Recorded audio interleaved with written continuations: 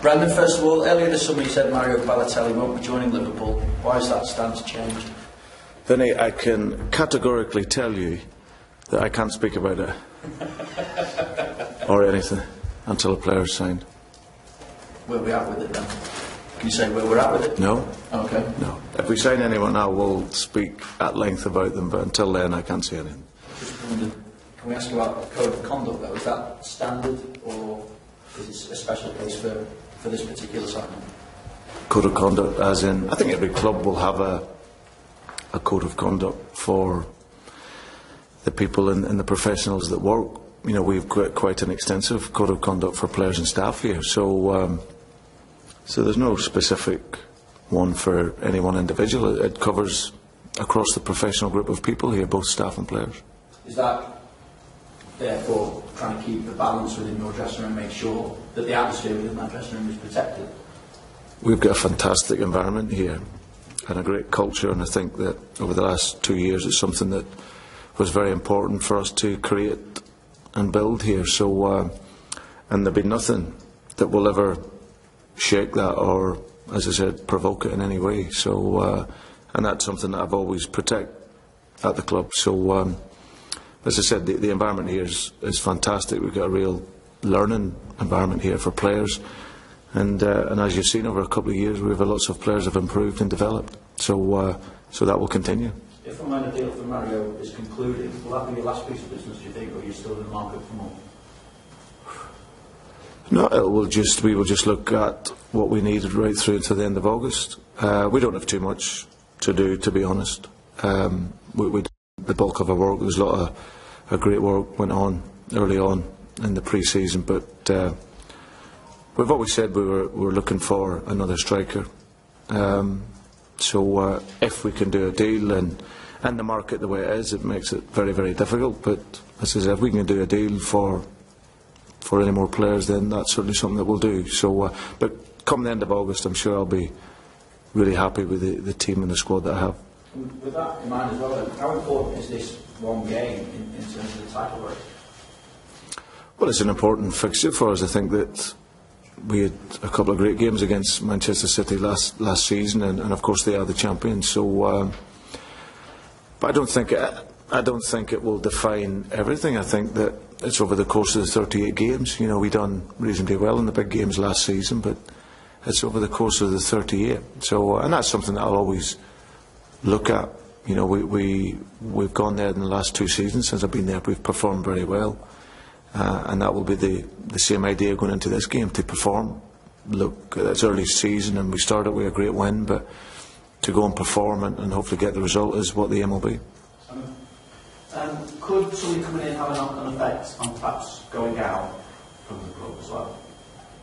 I think we have a number of players that we're probably looking to see where their opportunities will lie. I think every player that's here now is clear in terms of where I would see them in the squad or not in the squad. So every player understands exactly where they stand here at Liverpool, and as I said, we'll see between now and the end of August if the opportunity comes for players to move on if they want to do that.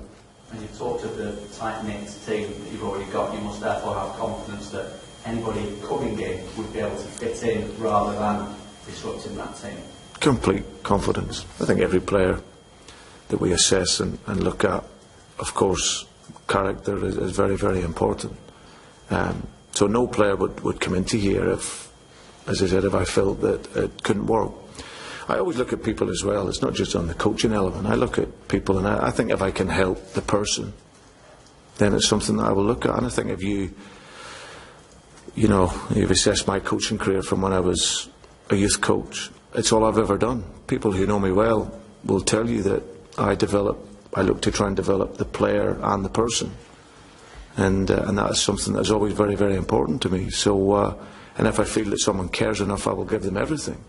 And thankfully, we have a culture here, like I said, that creates the talents and obviously gives them the opportunity to blossom. And I think I've shown before that nothing will ever stand in the way of that, no matter how good or bad the player is. That as long as they show they care and they want to learn and want to develop, we can give them the opportunity here. As far as this game against Manchester City is concerned, obviously the top 2 teams from last season. Is it almost a shame that you're not up to full throttle yet with this one, or is it a good way to get the Premier League sort of sparked up to life straight away? Well, I think it has been a great start to the league campaign. I think that all the teams, as I said, it was some excellent games last weekend, and certainly for us, we were absolutely delighted to start with a win. I was very, very pleased and very happy that we won the game. Of course, we will perform better, and that fluidity will get better as the season goes on. You have to understand that a lot of players are coming back late. But whatever time the game comes, it's always very, very important. And for us, so early on, it's even, as I said, it's even more significant. So for us, we know it's going to be a tough game. They've been really close games with Manchester City, and we'll go to there and play how we've played before, with no fear, and go and look to attack the game. And just one last one, if I may, injury-wise, how's Liverpool looking? Yeah, the players are. Markovic will come into the squad. He's been excellent in training. He's worked very hard to come back. Adam Lallana is on the latter stages of his sort of rehabilitation, so he'll join the group. He obviously won't be in the squad for Monday. Yes, yeah, he's been with our conditioning coaches, so he'll train with the team on Sunday. So he's looking in great condition, and we just got to get him up to sort of match speed, really. Jose Enrique, we'll see how Jose goes, but and obviously Daniel Agger's still out. So, but apart from that, the squad is healthy and looking very good. John's still a wee bit of time off as well. And that's he's still. Yeah, still out. Yeah. Thank you, Jules. Do you think the game against Manchester City will be much cagier there because it's so early on in the season, the second game of the Premier League season between yourselves? I don't think so. I think the nature of both teams is the offensive game. But of course they're normally tight games. So I think if you look at both sets of players, lots of invention, lots of creativity in the team. So I think that both teams will be creative and want to score goals.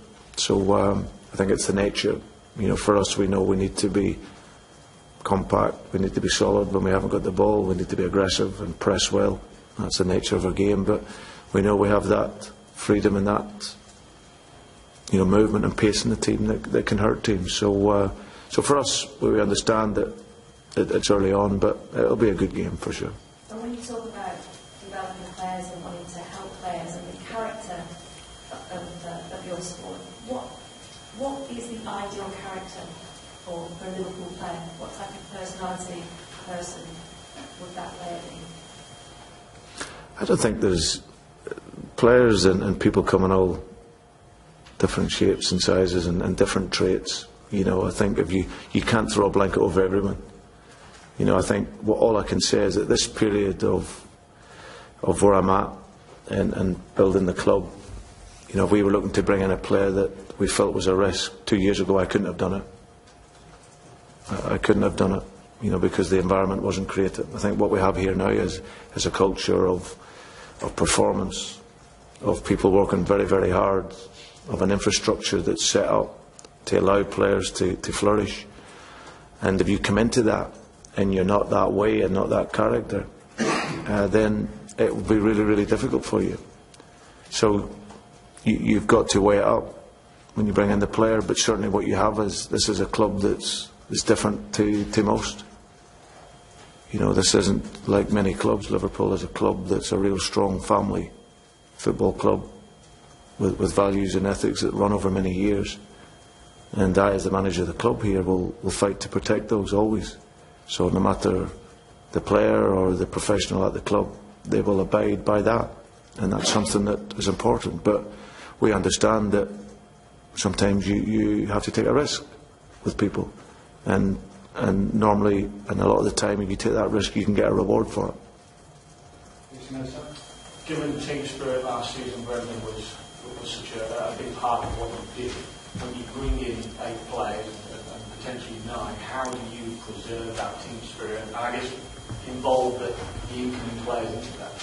I think they've all fit it in very well. I think, of course, it helps when you bring in the certain type of character. All the guys that have come in are very, very grounded, very humble, and they want to work.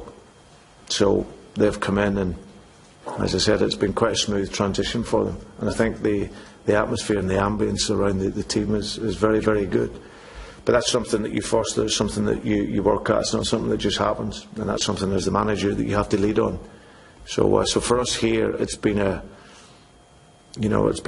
key marker for us when people look at the team as well as the qualities. Our team spirit is very strong, and it's something that got us through the game last weekend. That character, that resilience, that spirit.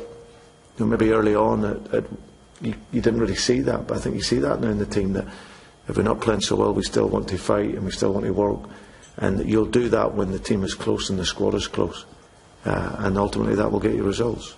And presumably in transfer windows, this is when your scouting network comes to the fore. Have you had to do much work in terms of how that works since you arrived at the club?